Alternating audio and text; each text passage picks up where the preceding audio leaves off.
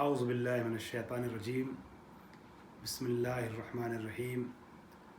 الحمد للہ رب العالمین والصلاة والسلام علی سید المرسلین وآلہ الطاہرین اما بعد فقد قال الامام علی النقی علیہ الصلاۃ والسلام التواضع ان تعطی الناس ما تحب ان تعطاہ۔ حضرات، چہاردہ معصومین ویکیپیڈیا وکی تاریخ عنوان کے تحت یہ جو سلسلہ چل رہا ہے اورل یا شفاہی ویکیپیڈیا کا وکی تاریخ کا 14 معصومین سے متعلق، وہ سلسلہ رفتہ رفتہ اپنی زنجیروں اور اپنی اس چین کے تحت جو شروع کی گئی تھی آخری مرحلے سے نزدیک ہو رہا ہے۔ اس سلسلے کی آج 12ویں کڑی ہے، جس میں 14 معصومین کے مختصر حالات اور ان کی سوانح اور ان کی مختصر تاریخ کو پیش کرنے کا پروگرام بنایا گیا تھا۔ آج ہمیں ذکر کرنا ہے آفتاب امامت کے آسمان امامت کے 10ویں آفتاب یعنی امام علی نقی علیہ الصلوۃ والسلام کی شخصیت کا، ان کی زندگی نامے کا۔ امام علی نقی علیہ الصلوۃ والسلام سلسلہ امامت کی 10ویں کڑی ہیں۔ 14 معصومین میں آپ کو 12واں مقام حاصل ہے، یعنی 12ویں معصوم کے عنوان سے جانے جاتے ہیں، اور آپ کا نام علی ابن محمد تھا۔ آپ کی کنیت ابو الحسن یا ابو الحسن ثالث جانی جاتی ہے، کتابوں میں تحریر ہے، اور آپ کے القاب میں ہادی، نقی یہ مشہور القاب ہیں۔ اس کے علاوہ مرتضیٰ، نجیب، فقیہ، عالم، طیب اور امین جیسے القاب بھی کتابوں میں درج کیے گئے ہیں۔ آپ کے والد محترم جہان تشیع یا یہ کہیے کہ عالم اسلام کے 10ویں معصوم رہبر، سلسلہ امامت کے 10ویں معصوم رہبر یعنی 10ویں امام، امام 9ویں امام یعنی امام محمد تقی علیہ الصلوۃ والسلام تھے، اور آپ کی والدہ گرامی کا نام سمانہ یا بعض کتابوں میں خیزراں بھی تحریر کیا گیا ہے، خیزراں یا ریحانہ، اور سمانہ نام زیادہ مشہور ہے، اور آپ کی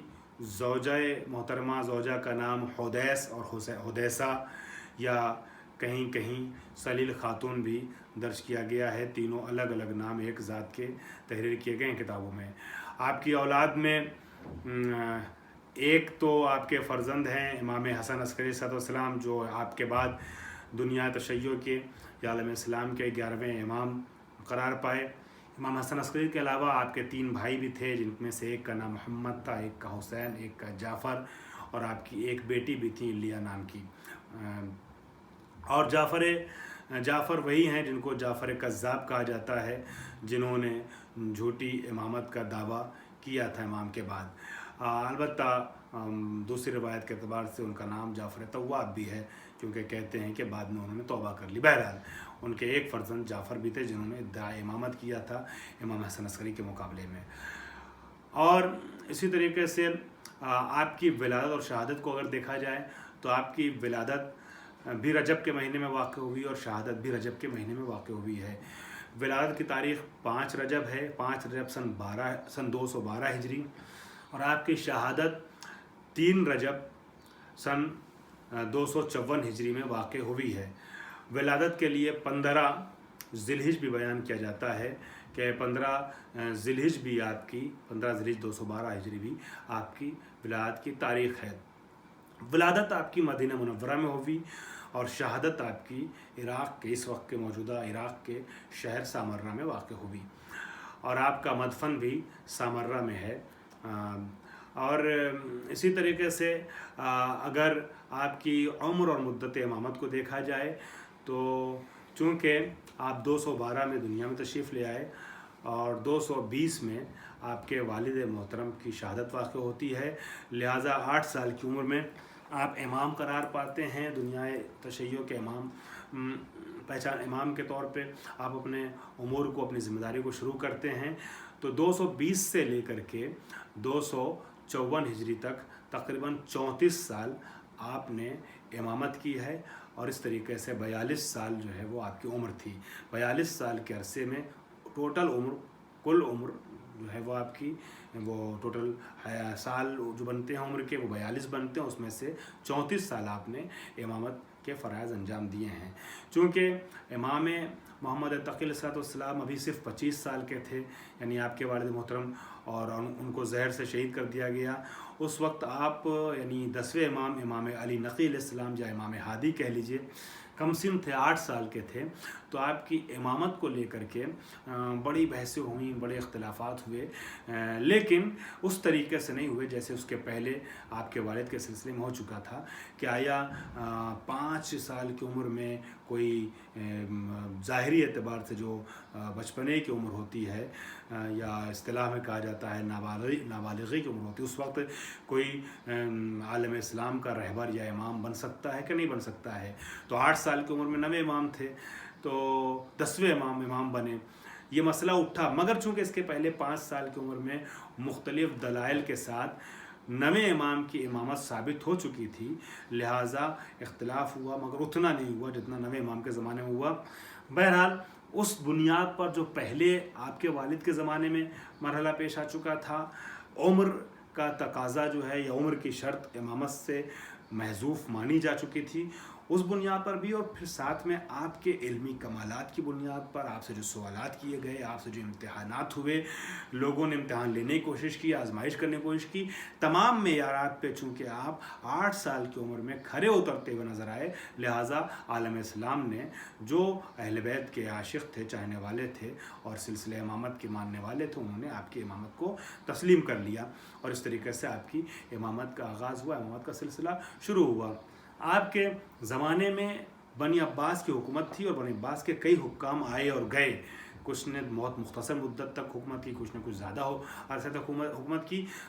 7 बादशाहों का तकरीबन आपने ज़माना देखा, यही कहिए कि 7 बादशाहों ने आपके दौर में हुकूमत की है। खुलफाए बनी अब्बास में से आप ही के दौर में मामून भी था। मामून ने चूँकि आप ही के दौर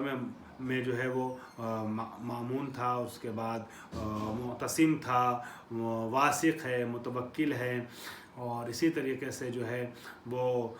मुस्तईन हैं, मोतज़ हैं और मुंतसिर हैं। ये इस तरह के सारे बादशाह जो थे खुलफा बनी अब्बास, इन्होंने इनके ज़माने में इमाम अली नक़ी अलैहिस्सलाम ने अपनी ज़िंदगी गुजारा है और इमामत के फ़राइज़ अंजाम दिए हैं। इसमें जो बादशाह जिसके दौर में इमाम को शहादत नसीब हुई है, शहादत हासिल हुई है, वो मुअतज़ बिल्लाह था। अलबत्ता आपका कातिल जो है वो मुअतमिद है, मुअतमिद अब्बासी, मगर असल कातिल जो है वो मुअतज़ अब्बासी को कहा जाता है, चूँकि मुअतज़ के हुक्म से मुअतमिद अब्बासी ने आपको शहीद किया, जहर दिया। हालांकि बाद में मुअतमिद अब्बासी की अपनी खिलाफत के दौर में इमाम हसन अस्करी को शहीद किया गया। तो इस तरीके से मुअतमिद अब्बासी ऐसा अकेला बादशाह है कि जिसने 2 इमामों को शहीद किया है। इमाम अली नक़ी अलैहिस्सलाम को भी शहीद किया है मुअतज़ के इशारे पर, और इमाम हसन अस्करी शहीद किए गए ख़ुद उसके अपने हुक्म पर, मुअतमिद अब्बासी के हुक्म पर। तो इन बादशाहों के ज़माने हुकूमत को इमाम ने दर्क किया है। और इसी तरीके से हम देखते हैं कि इमाम मोहम्मद तक़ी अलैहिस्सलाम के, इमाम अली नक़ी अलैहिस्सलाम का जो दौर रहा है उसमें 233 हिजरी में आपको आपके साहबजादे, आपके फ़र्जंद इमाम हसन अस्करी के साथ मदीने से बुला लिया जाता है सामर्रा। जानने वाले जानते हैं, आप बाखबर हैं इस चीज़ से, हमारे मोहतरम सामीन और नाजरीन, के हमारे इमामों का वतन जो था, असल वतन वो मदीना था, लेकिन उसमें कई इमाम ऐसे थे कि जिनको अपने वतन से दूर गरीबुल वतनी में शहीद होना पड़ा या शहीद किया गया। उन्हीं 2 इमामों में से एक 10वें और दूसरे 11वें इमाम हैं कि जब इमाम हसन अस्करी अलैहिस्सलाम अभी बहुत कम सिन थे, 1 साल के थे, 232 میں آپ کی ولادت ہوئی ہے، تو ایک ہی سال کے تھے اس وقت آپ کے والد محترم یعنی امام علی نقی علیہ السلام امام ہادی کے ساتھ امام حسن عسکری کو سامرہ بلا لیا جاتا ہے، اور سن 233 سے لے کے 254 تک تقریباً 21 سال تک آپ نے سامرہ میں نظر بند رہتے ہوئے اپنی زندگی گزاری ہے۔ یعنی بادشاہ نے بغداد کے قریب سامرہ بلا لیا تھا، اور وہ جو بنی عباس کی حکومت کے دور میں لشکر کا ایک مرکز ہوا کرتا تھا، اسی لیے وہاں پر چونکہ عسکر کہتے ہیں لشکر کو، عسکریون رہا کرتے تھے، مہد عسکریون تھا، اور لشکر کے زیر نظر ان کو رکھا گیا تھا اس شہر میں کہ جو پائے گاہ یا مرکز ہوا کرتا تھا لشکریوں کا۔ لہٰذا امام حسن عسکری اور امام ہادی ان دونوں کو امامین عسکریین کہتے ہیں، اور ان دونوں اماموں کے حرم کو حرمین عسکریین کہتے ہیں۔ حالانکہ امام حسن عسکری زیادہ عسکری کے نام سے مشہور ہیں، ان کا نام بھی حسن تھا مگر عسکری کے نام سے مشہور ہیں، اسی وجہ سے امام ہادی کم مشہور ہیں۔ لیکن جب دونوں کو ایک ساتھ بولا جاتا ہے تو عسکریین بولا جاتا ہے، کیونکہ دونوں کو عسکر اور لشکر کے ماتحت رکھا گیا تھا، مدینے سے بلا کر کے سامرہ اس شہر میں کہ جو لشکر کی قیام گاہ ہوا کرتی تھی۔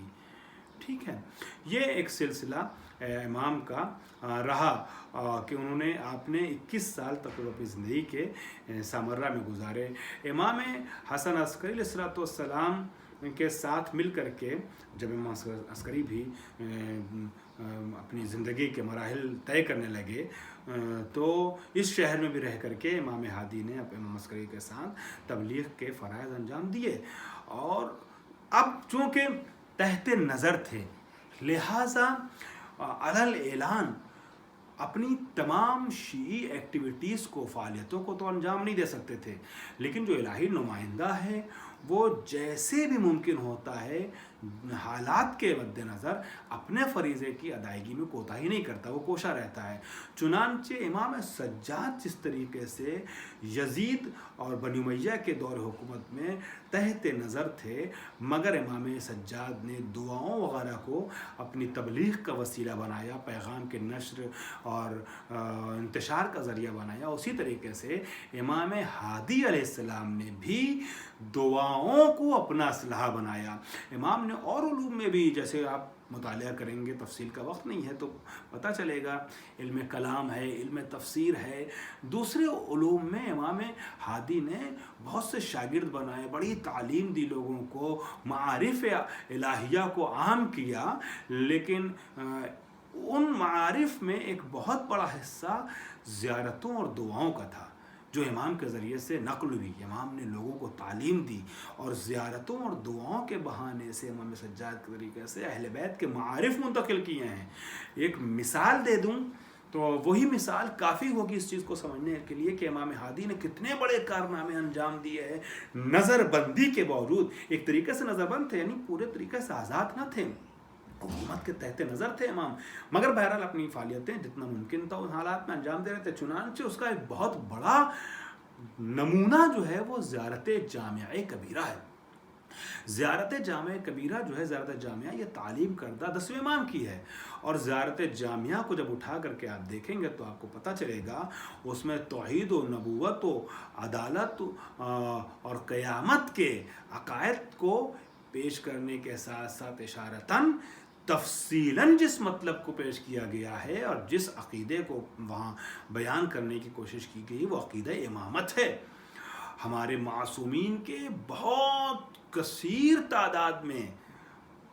فضائل زیارت جامعہ میں موجود ہیں، اور اسی لیے علماء نے بڑی تاکید کی ہے کہ زیارت جامعہ پڑھنا بھی چاہیے، لوگوں کو پڑھانا بھی چاہیے، اور جو لوگ عربی داں نہیں ہیں وہ عربی پڑھنے کے بعد اس کو سمجھ نہیں پاتے ہیں تو وہ ترجمہ بھی زیارت جامعہ کا پڑھیں۔ معارف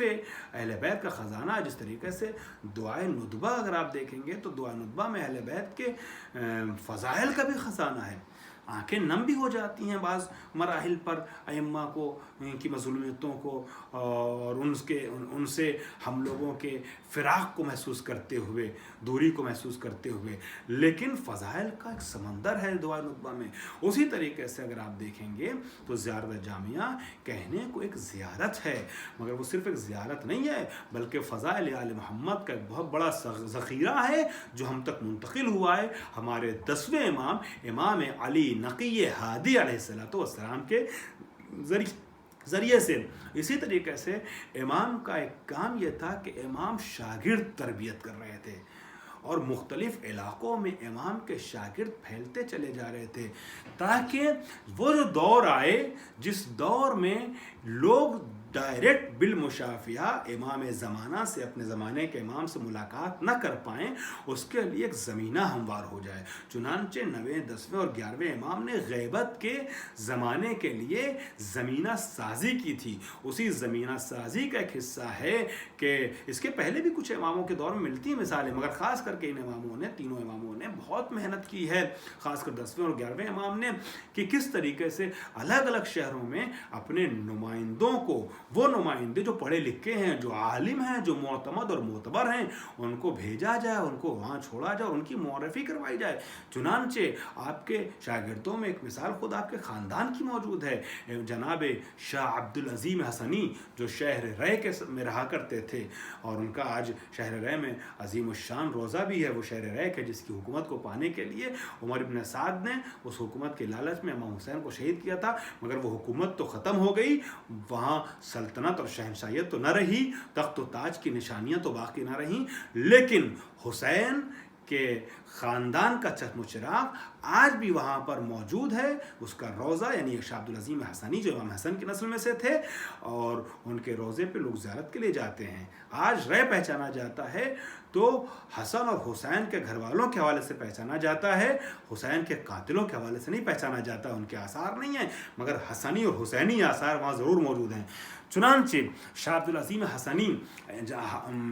के शहर से जाने वाला रावी कहता है, हम्माद नाम है रावी का, हम्माद कहते हैं कि मैं गया ज़ियारत के लिए, इमाम हादी से मिला, तो इमाम हादी ने हमारे शहर के हालात पूछे और मैंने बताया, शाह अब्दुल अज़ीम हसनी के बारे में भी गुफ्तगू हुई। तो इमाम कहते हैं कि तुम्हारे शहर में हमारा मुअतमद अब्दुल अज़ीम हसनी नामी शख्स जब मौजूद है तो दो काम तुम करना। पहली बात तो जब पलट के यहाँ से जाना तो मेरा शाह अब्दुल अज़ीम हसनी को सलाम कहना। अल्लाह अकबर, इमाम वक्त जिसको सलाम कहलवाए वो कितनी मोतबर शख्सियत होगी, आप महसूस कर सकते हैं। दूसरी बात यह है कि उनके रहते हुए फिर तुम्हें अपने शरई मसाइल पूछने के लिए हमारे पास आने की ज़रूरत नहीं है। यानी इमाम को इतना भरोसा है कि जो बातें रै से और ईरान से आने वालों को मैं यहाँ बता सकता हूँ, वही बातें हमारी तरफ से शाह अब्दुल अज़ीम हसनी वहाँ बता सकते हैं। यही शाह अब्दुल अज़ीम हसनी वो इंसान हैं कि जिनकी ज़ियारत के लिए रिवायत मशहूर है कि उनकी ज़ियारत रै में करना वैसे ही है जैसे करबला में हुसैन की ज़ियारत करना है। तो ऐसी शख्सियतों को परवरिश की इनकी, और मुख्तलिफ़ जगहों पे इमाम ने भेजा और अपना मोतमद बना के रखा ऐसे शागिर्दों को, ऐसे उलमा को, ताकि ग़ैबत के लिए एक ज़मीना हमवार हो सके। और यही नहीं, दूसरा इसी से जुड़ा हुआ एक काम इमाम का था, इमाम वो शबके वकालत या वकालत नेटवर्क के जिसको बाकायदा तौर पर इमाम मूसा काज़िम अलैहिस्सलाम ने इस्टेब्लिश किया था, जिसकी बुनियाद डाली थी। हालांकि उसके पहले इमाम जाफ़र सादिक़ वग़ैरह के ज़माने में थोड़ी बहुत रवायत मिलती है, लेकिन बाकायदा वकालत नेटवर्क के उन्वान से जो काम किया है एक नेटवर्क के तौर पे, एक शबके वकालत के तौर पे, वो जो है वो मूसा काज़िम अलैहिस्सलाम के ज़माने से है। उस शबके वकालत को इमाम अली नक़ी अलैहिस्सलाम ने स्ट्रॉन्ग किया, मजबूत किया। वो क्या कि अपने वकीलों को दुनिया के अलग अलग शहरों में अपॉइंट किया, मुअय्यन किया, और उनका एहज़ाम किया, उनको अपना नुमाइंदा बना करके, कुछ को अपने लेटर दे करके, तहरीरें दे करके कि ये हम तुम्हारे शहर में इनको अपना नुमाइंदा बना के भेज रहे हैं, तुम अपने शरई मसाइल को इनसे दरियाफ़्त कर सकते हो और अपनी शरई वजूहात को उन तक भेज सकते हो। आज जो हमारे मराजे किराम ये काम अंजाम देते हैं कि वकालत नेटवर्क को बनाए हुए हैं, दुनिया भर में हमारे ज़माने के उलमा यानी मराजे किराम जिनके हम तक़लीद करते हैं, मुज्तहिदों और फ़क़ीहों के वकील होते हैं, वो दो मकसद के तहत होते हैं। एक, शरई रुकूम को हासिल करते हैं और उन रकूम को या मर्ज वक्त तक पहुँचाते हैं या मर्ज वक्त की इजाज़त से उन जगहों पे खर्च करते हैं जहाँ पर शरई रकूम को खर्च करने की इजाज़त मासूमीन ने दी है, और या शरई मसाइल को उनसे दरियाफ़्त किया जाता है, उनसे पूछा जाता है। आज बहुत से लोग जो है वो इसको एक बिजनेस कहते हैं। एक बिजनेस नहीं है ये। मराजे किराम, उलमाए किराम हमारे आइम्मा की सीरत पर अमल करते हैं। ज़ाहिर सी बात है, शरई रकम इमाम की गैर मौजूदगी में, इमाम आखिर की गैर मौजूदगी में या तो पानी के हवाले कर दिया जाए, दफन कर दिया जाए, बर्बाद कर दिया जाए, या उसको उसके मुस्तहक तक पहुँचाया जाए, खुम्स और ज़कात वगैरह की रकम को। ये कौन पहुँचाएगा? ये वही तो पहुँचाएगा कि जिसके पास इमाम का इजाज़ा होगा। इमाम अपने दौर में ये काम करते थे, मराजे किराम नायब इमाम बन करके वो काम आज करवाते हैं। अलबत्ता इमामों के ज़माने में भी इनकार नहीं इस चीज़ से कि इमाम के सारे शागिर्द और वकील मासूम नहीं थे। यही वजह है कि कहीं कहीं इख्तिलास हुआ है, कुछ बदउनवानी और फसादात भी सामने आए, और इमाम को जब पता चला इमाम ने माज़ूल किया है, और जो इमाम के नुमाइंदे हैं मराजे किराम, उनके अगर वकीलों के यहाँ भी कुछ गलतियाँ हो जाएं तो हमें जिस तरीके से कल नायबों की गलतियों की बुनियाद पर, वकीलों की गलतियों की बुनियाद पर इमाम को गलत नहीं कहा जा सकता था, उसी तरीके से आज महाराज किराम के वकीलों की अगर कुछ मिस्टेक हो जाती है, क्योंकि गैर मासूम ये भी हैं, तो इनकी वजह से मराजे किराम को हम गलत नहीं कह सकते। मराजे किराम के घरों को जाके देखिए तो अंदाज़ा लगेगा कि वो वाक़ई खुद एक सादा ज़िंदगी गुजारते हैं, लेकिन ये शरई रकूम लेने का इंतज़ाम और ये नेटवर्क इसीलिए बनाया गया है ताकि मुआशरे के जो मोमिनीन हैं, जो शिया हज़रात हैं, जो अहले बैत के चाहने वाले हैं, जो अहले इस्लाम हैं, या जो ज़रूरतमंद हैं, उनकी ज़रूरतों को उसके ज़रिए से पूरा किया जा सके। और जिन चीज़ों के ज़रिए से इस्लाम फ़रोग़ पाता है, मदरसे हैं, मस्जिद हैं, इमामबाड़े हैं, या कहीं कहीं हॉस्पिटल वगैरह भी, जो कौम की ज़रूरत होती है उसको जहाँ ज़रूरत को महसूस करते हैं, महाराज इकराम इजाज़त देते हैं, और ये उमूर उन पैसों ही से अंजाम पाते हैं जो हमारे और आपके ज़रिए से खुम्स और ज़कात के तौर पे शुरू में रुकू में शरिया के तौर पे दिए जाते हैं महाराज इकराम के हाथ में डायरेक्ट, या उनके वकीलों के ज़रिए से ये चीज़ उन तक पहुँचती है या ये काम अंजाम पाता है। अब उसी तरीके से जब हम आते हैं तो हम ये देखते हैं कि इमाम की शहादत के हवाले से फ़ज़ाइल इमाम के हैं, मोजज़ात हैं, बहुत सी चीज़ें हैं, मगर मैंने जैसे कि पहले भी अर्ज़ किया कि हमारी बुनियाद सिर्फ़ और सिर्फ एक आशनाई, एक खाका पेश करना है, और अहले ज़ौक़ मज़ीद मुताले के लिए मुफस्सल किताबों की तरफ रुजू कर सकते हैं। शेख मुफीद की अल-इरशाद की तरफ रुजू कर सकते हैं, 12 इमामों के बारे में उन्होंने तहरीर किया है, ठीक है। वसाइल शिया के मुसन्निफ़ हैं शेख अमली, उनकी किताब इस्बातुल हुदात जो 15 जिल्दों पर है आइम्मा के सिलसिले में, उसकी तरफ मुराजा कर सकते हैं। शेख अब्बास कुमी की मुंतहल आमाल जो 14 मासूमीन के सिलसिले में है, उनकी तरफ मुराजा कर सकते हैं। उर्दू ज़बान में भी कुछ किताबें जो मुख्तसर किताबें हैं निस्बतन, जो लोग पढ़ते रहते हैं, 14 सितारे वगैरह, ये इस तरह की किताबें, नक़ूश आइम्मा वगैरह, ये सब चीज़ें भी पढ़ी जा सकती हैं, मुराजा किया जा सकता है मुफस्सल किताबों में भी और छोटी किताबों में भी। लेकिन बहरहाल हमारी कोशिश ये है कि खाका हमारे सामीन और नाज़रीन तक एक इजमाली खाका मासूमीन के वाले पहुँच जाए। अब मैं आखिरी बयान में इमाम के हदीस का तर्जुमा करने से पहले उनकी शहादत के सिलसिले से अर्ज़ कर दूँ कि इमाम अली नक़ी अलैहिस्सलाम को मोतज़ अब्बासी के हुक्म से मोतमद अब्बासी ने जहर के ज़रिए शहीद करवाया था और आपको सामर्रा में दफन किया गया है। एक रिवायत ये भी आई है कहीं कहीं कि मुतवक्किल अब्बासी ने इमाम को शहीद किया, मगर ये रिवायत जो है वो क़राइन की बुनियाद पर साबित नहीं होती है और ये सही नहीं है। पहली बात तो ये है कि मुतवक्किल अब्बासी की जो वफ़ात की तारीख़ या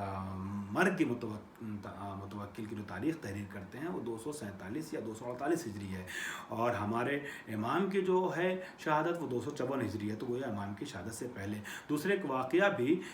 मशहूर है, हालांकि मुतवक्किल ने बहुत सख्ती की है, इमाम को बड़ी अज़ियतों का सामना करना पड़ा है मुतवक्किल के दौर में। मुतवक्किल अब्बासी ही वो खलीफा था कि जिस खलीफा ने इमाम हुसैन की कब्र को बराबर कर दिया था, वहाँ बिल्डोज़र चलवाया था, हल चलवाया था। बिल्डोज़र से मर्द है कि ہل چلوایا تھا، اس طرح کے کام کروائے تھے کہ جس کے ذریعے سے امام کی قبر منہدم ہو گئی تھی، نقش اس کے آثار مٹ گئے تھے، قبر کا نشان مٹ گیا تھا، تمام چیزیں. اور وہ سمجھ رہا تھا متوکل عباسی کہ جو ہے یہ قبر جو ہے وہ شیعوں کو ان کی طرف کھینچ کے لا رہی ہے، لہٰذا اس قبر کو ہٹا دیا جاتا ہے کہ شیعہ اکٹھا نہ ہو پائیں، شیعوں کی مرکزیت نہ ہونے پائے. اور متوکل عباسی نے مامون کے زمانے میں جو ایک بحث چھڑی تھی، قرآن جو ہے واقع محنت اس کو کہتے ہیں، قرآن جو ہے وہ اللہ کا کلام ہے، وہ حادث ہے یا قدیم ہے، اور اس مسئلے میں جو ہے وہ حکومت جو ہے وہ معتزلہ کے ساتھ تھی اور اہل حدیث کی مخالف تھی. اور یہی وجہ ہے کہ اہل حدیث کی نمائندگی کرنے والے امام احمد بن حنبل جو اہل سنت کے 4 بڑے اماموں میں سے ہیں، ان میں سے ایک امام کو احمد بن حنبل کو جو ہے وہ قید خانوں کی زندگی گزارنی پڑی تھی، چونکہ حکومت کے نظریے کے خلاف تھا ان کا اہل حدیث کا نظریہ. لیکن اب اس کا فائدہ یہ ہوا تھا کیونکہ امام رضا علیہ السلام سے پوچھا گیا تھا کہ ہم کیا کریں، قرآن کو حادث مانیں یا قدیم مانیں، تو امام نے کہا تھا اس واقع محنت میں کہ تم سکوت سے کام لو، اس سے کوئی فرق نہیں پڑتا ہے کہ قرآن جو ہے وہ حادث ہے یا قدیم ہے، قرآن اللہ کا کلام ہے، اس میں کوئی شک نہیں، حادث یا قدیم اس سے تمہارے فرق نہیں پڑتا. فرق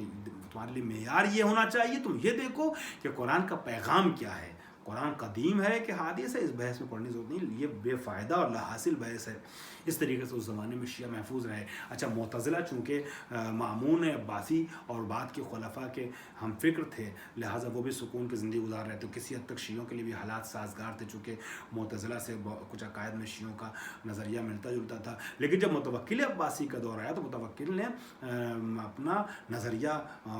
پچھلے خلفاء عباسی کے مقابلے بدلا، مامون سے لے کر کے جو ابھی متوکل کے دور تک جو خلفاء تھے. لہٰذا اب وہ اہل حدیث کے ساتھ ہو گیا جب، اور معتزلہ پر اپنا شکنجہ کسنے لگا. معتزلہ پر جب شکنجہ کسا تو ساتھ میں شیعوں کے اوپر بھی شکنجہ کسا اور ظلم کرنا شروع کر دیا. تو اس طریقے سے متوکل نے بہت سی سازشیں کی امام علی نقی علیہ السلام کے خلاف. ایک واقعہ میں صرف عرض کر رہا ہوں، وہ یہ ہے کہ امام علی نقی علیہ السلام کو وہ اپنے دربار میں وزراء کو بلا رہا تھا، عمراء کو بلا رہا تھا، اور امام کو حکم دیا تھا کہ چاہ رہا تھا کہ وہ پیدل آئیں امام کو کی سبکی کے لیے، امام کو رسوا کرنے کے لیے، حقیر کرنے کے لیے. لیکن اس کے وزیر نے کہا اگر آپ پیدل ان کو ان گھر سے اپنے دربار تک بلائیے گا تو یہ آپ کے خلاف چلا جائے گا، یا تو ان کو بھی نہ بلائیے پاپیادہ، اور یا سب کو پاپیادہ بلائیے، کوئی سواری سے نہیں آئے گا. ٹھیک ہے، تو اس نے کہا کوئی نہیں آئے گا، اور امام کے چکر کی وجہ سے سب کو جو ہے وہ پاپیادہ بلائے. اب جب امام آئے ہیں، ہمارا ناز اور نخروں، ناز جو مثبت معنی پیش کر رہا ہوں، ناز جس کی ناز برداری فرشتے کرتے ہوں، انبیاء کرتے ہوں، وہ امام جب اس حالت میں آیا ہے، پسینے میں ڈوبا ہوا، پاپیادہ، گرمی کا زمانہ، عرق میں شرابور، جب پسینے میں ڈوبے ہوئے امام دروازے تک پہنچے، تو دروازے پہ ایک تھوڑا امام سے محبت کرنے والا ایک عمال میں سے ایک شخص تھا، حاکم کے عمال میں سے، اور اس نے تسلی کے لیے امام سے کہا کہ فرزند رسول بادشاہ کی جو کوئی غلط نیت نہیں تھی، اس نے سب کو بلایا تو آپ کو پیدل بلا لیا، آپ کو تکلیف ہو گئی اور مجھے دیکھ کے عجیب سے لگ رہا ہے. تو امام کہتے ہیں کہ نہیں، میں خوب اس کے مقصد کو سمجھتا ہوں. اور پھر اس کے بعد امام بغیر کچھ اور کہے ایک آیت پڑھتے ہیں، سورہ ہود کی آیت نمبر 65. اس آیت کو پڑھتے ہوئے امام کہتے ہیں کہ وَتَمَتُّعُوا فِي دَارِكُمْ ثَلَاثَةَ أَيَّامٍ إِنَّهُ وَعْدٌ غَيْرُ مَكْذُوبٍ. سورہ ہود کی آیت پڑھتے ہوئے اس زمانے میں جو 3 دن کے بعد عذاب آیا تھا اس کا ذکر کرتے ہوئے کہتے ہیں کہ اپنے گھروں میں 3 دن تک اور رہ لو، سکون سے، آرام سے مزے کر لو، اور اس کے بعد وہ وقت آنے والا ہے جس کا وعدہ کیا گیا اور وہ جھوٹا نہیں ہوگا. جب یہ آیت پڑھی تو اس کے ایک وزیر نے اس سے پوچھا کہ یہ بتاؤ اس کا کیا مطلب ہے. تو اس نے کہا کہ ہم سمجھتے ہیں، اس وزیر نے کسی شیعہ سے پوچھا کہ تمہارے امام نے ایسا کہا ہے، تو وہ کہتے ہیں اگر امام نے کہا تو اس کا مطلب یہ ہوگا کہ متوکل 3 دن کے بعد ختم ہونے والا ہے، دنیا سے جانے والا ہے، اور اپنے جو ہے وہ جتنے دولت، مال و دولت، اسباب متوکل کے قصر میں تیرے پاس ہیں وہ واپس نکال لے، ورنہ اس کے مرنے کے بعد افراتفری مچے گی اور تیرا سب کچھ ختم ہو جائے گا، فنا ہو جائے گا، اس میں مٹ جائے گا اور تیرے ہاتھ نہیں لگ پائے گا۔ وہ کہتا ہے کہ یہ مجھے بات سمجھ میں تو نہیں آ رہی تھی، مگر ان کے شیعہ نے کہا تھا تو میں نے کہا احتیاط کرنے میں کیا جاتا ہے۔ میں نے احتیاطاً سامان نکال لیا تو پتہ چلا 3 دن کے بعد جو ہے متوکل جو ہے وہ دنیا سے اٹھ گیا۔ تو دربار میں افراتفری مچی، لوٹ پاٹ مچی، مگر میرا سامان محفوظ رہ گیا جو کہ میں نے پہلے نکال لیا تھا۔ تو یہ واقعہ بتاتا ہے کہ متوکل جو ہے وہ ظلم تو بہت کیا امام کے اوپر، مگر امام کو زہر اس کے ذریعے نہیں دیا گیا تھا، بلکہ زہر جو ہے بعد میں معتمد کے ذریعے سے دیا گیا تھا۔ امام کی حدیث میں نے آپ کے سامنے پیش کی، امام کی حدیث پر گفتگو کو مکمل کر دوں۔ امام فرماتے ہیں التواضع ان تعطی الناس ما تحب ان تعطاه۔ تواضع اور انکساری کی علامت یہ ہے کہ تم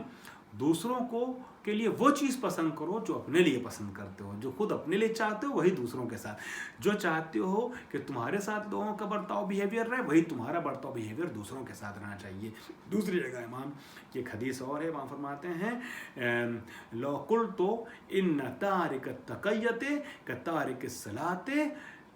کنت صادقا۔ جس دور سے امام گزر رہے تھے، میں نے شروع میں اشارہ کیا، نظر بندی کا دور تھا، تقیے کا دور تھا، سختی تھی، ایسے میں امام نے فرمایا کہ اگر میں یہ کہوں کہ تقیے کا ترک کر دینے والا، تارک تقیے کا چھوڑ دینے والا تارک صلاۃ کے طریقے سے ہے تو میں سچا ہوں، میں نے سچ کہا ہے۔ وہ امام نے ہر دور کے لوگوں کے لیے پیغام دیا کہ جب حالات ایسے بن جائیں کہ تم اپنے کو ظاہر کر کے کھلم کھلا اپنے کو مسلمان کہہ کے اہل کفر کے درمیان یا شیعہ کہہ کر کے اہل بدعت کے درمیان تم اپنی زندگی کو نہیں گزار سکتے ہو، سروائیو کرنے مشکل ہو، تو تقیے کے راستے کو اپناؤ۔ تقیہ جو ہے بری بات نہیں ہے، اپنی جان بچاتے ہوئے خفیہ طور پہ خاموشی کے ساتھ ہمارے پیغام کو منتقل کرتے رہنا، یہ ہماری محبت کا تقاضا ہے۔ جیسا کہ 5ویں امام نے فرمایا تھا التقیۃ دینی و دین و آبائی من لا تقیۃ لہ لا دین لہ۔ تقیہ میرے اور میرے آباء و اجداد کا مذہب ہے، جس کے پاس تقیہ نہیں ہے اس کے پاس دین نہیں ہے۔ اس طریقے سے امام نے تقیہ نما کیفیت اختیار کرتے ہوئے خود بھی تبلیغ دین کرتے رہے اور اپنے چاہنے والوں کو بھی یہ پیغام دیا، اور ان کی یہی محنتیں ہیں جو ثمر بخش ہوئیں، اور آج کائنات میں شیعت پھیلی ہوئی ہے اور آفتاب امامت کی کرنیں آج تک دنیا اسلام کو یا عالم انسانیت کو منور اور ذوفشاں کیے ہوئے ہیں۔ وآخر دعوانا ان الحمد للہ رب العالمین۔